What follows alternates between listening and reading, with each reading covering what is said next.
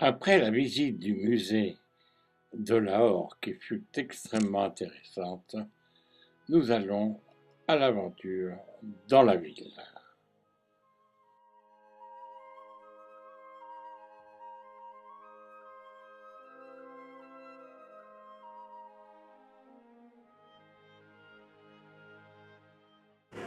Installé sur sa table à l'abri, l'écrivain public, pour les gens qui ne savent pas écrire, il rédige tous les actes ou tous les courriers. Les rues, comme on dit en français, grouillent beaucoup. Pour quelle raison? Bien tout simplement, il y a plus de 7 millions d'habitants à Lahore.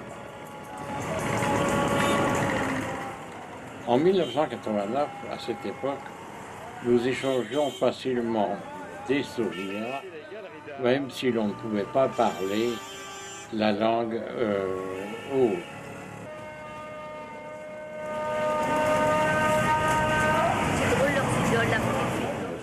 Et notre contact avec la grande mosquée de Lahore, qui est la plus grande mosquée de Lahore et de l'Asie.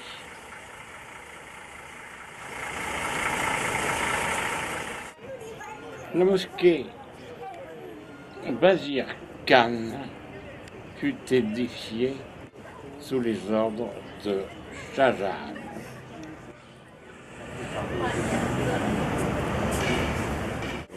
Pour les croyants, c'est ici que l'on commence les ablutions en se lavant les pieds, les mains, les oreilles, les yeux et le nez, de manière à rentrer dans la perfection la plus parfaite devant Allah. Et comme il fait très chaud, on boit peut-être un peu d'eau. Les jardins qui sont parfaitement entretenus en particulier. À la mosquée, on ne se découvre pas, mais chacun a son chef sur la tête, à sa manière d'être et de le porter.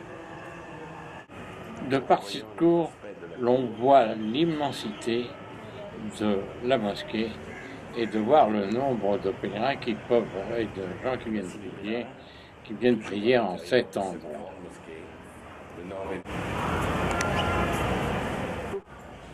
Et toujours en décor féerique, tels les palais d'1000 et une nuits.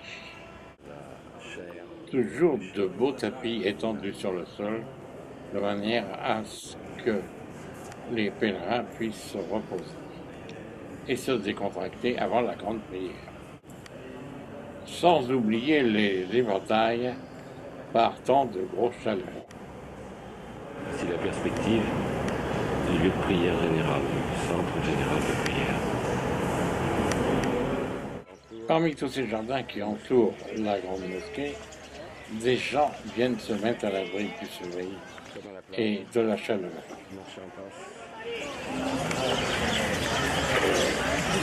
Avec ses petits gâteaux, ou ses boissons.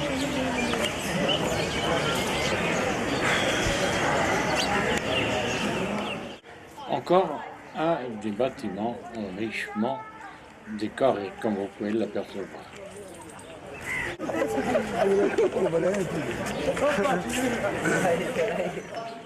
Maintenant, nous allons nous diriger vers le port de Lahore,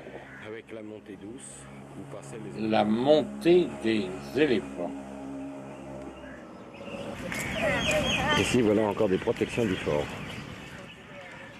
Nous allons nous diriger doucement au travers de l'intérieur du fort pour admirer, contempler toutes ces constructions et ces jardins.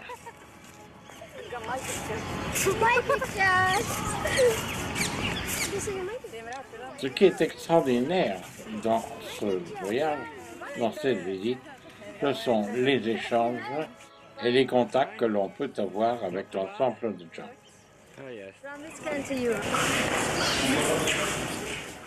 Chacun de nous représente tout à fait un monde, une manière de vivre tout à fait différente.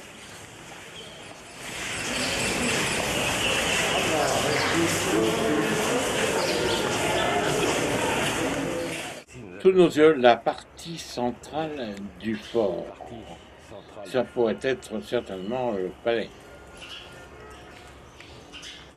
L'origine de la construction du fort est du XIe siècle.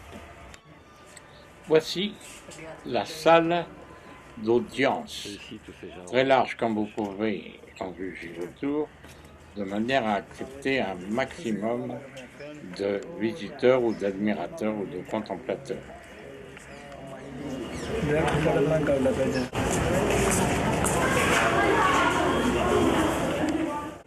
Cet endroit est placé d'une certaine manière que l'on y trouve de la paix, de la beauté, et l'on peut contempler le plafond au miroir.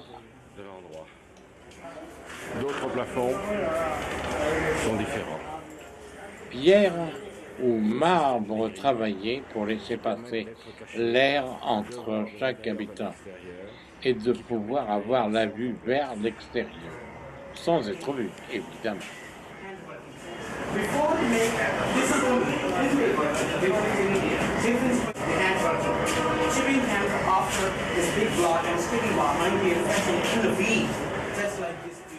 Toutes ces cultures, toutes ces mosaïques ont su traverser les décennies, sinon les siècles.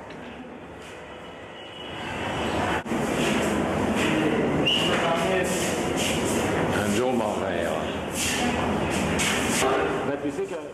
Quel dommage d'avoir une caméra ancienne qui nous aurait permis aujourd'hui de pouvoir découvrir ces bontés beaucoup plus approfondies, beaucoup plus nettes, beaucoup plus colorées.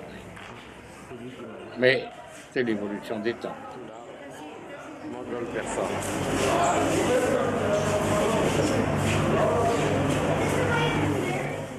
Toutefois, compte tenu de l'évolution, aujourd'hui, aurions-nous la possibilité, la tranquillité, le contact que l'on a eu à cette époque, compte tenu des événements.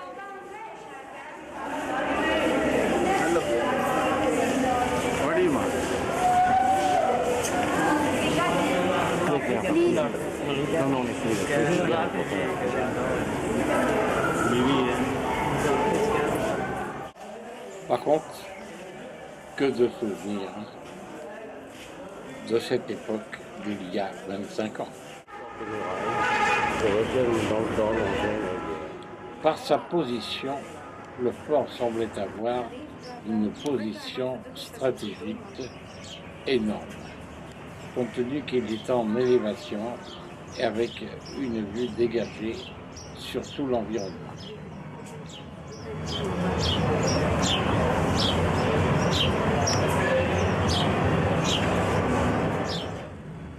Dirigeons-nous maintenant vers une mosquée qui est presque une école de théologie et en même temps un lieu saint. Nous sommes à la mosquée d'Ata Darbar.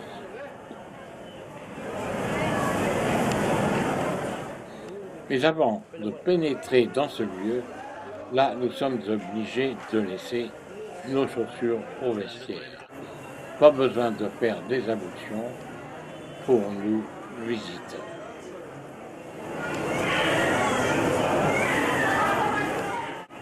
Ici, la prière, l'étude est pratiquement jour et nuit.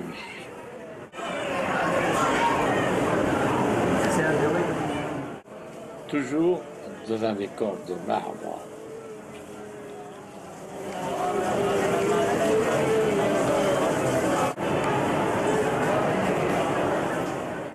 La grande cour intérieure, où quelques années plus tard, notre passage, certaines personnes sont venues se faire exploser.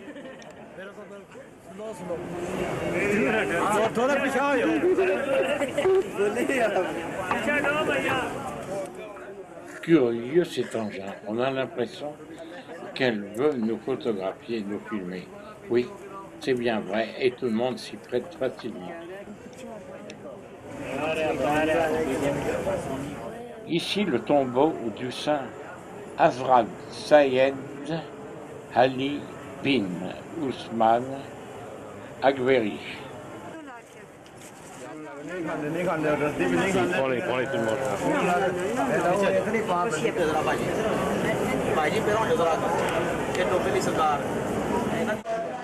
Et toujours, sans parler la même langue, un contact humain dans le regard et dans le sourire.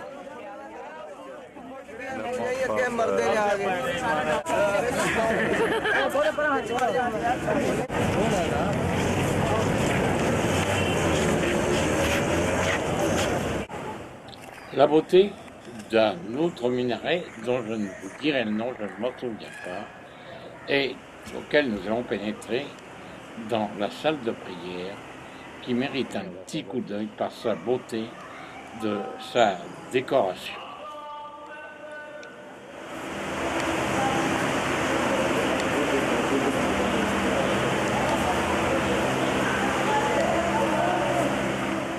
Inutile de vous dire qu'il doit faire chaud parce que les ventilateurs tournent à grande vitesse.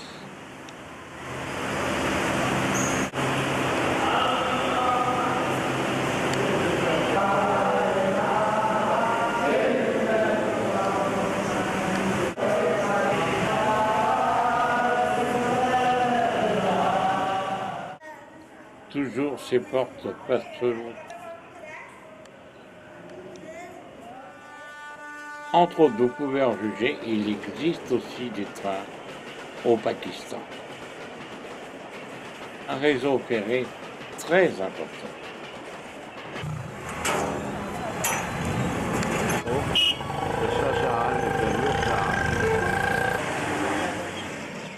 Nous arrivons dans un superbe jardin, parfaitement entretenu, tel que vous le voyez. Et dans ce superbe bâtiment, il y a les caveaux de Noor Jahan et de Jahangir. On peut dire que l'endroit a été particulièrement bien choisi. Voici le tombeau de Jahangir. De Jahangir, pardon, autant pour moi.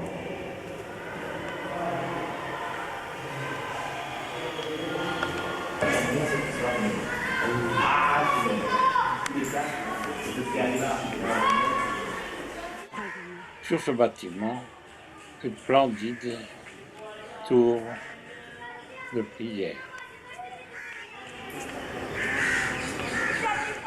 La richesse des décorations sur les murs et les portes extérieures.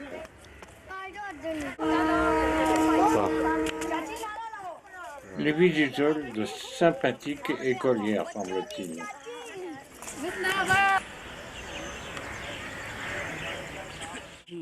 À cet endroit est le tombeau du frère de Noor Jahan.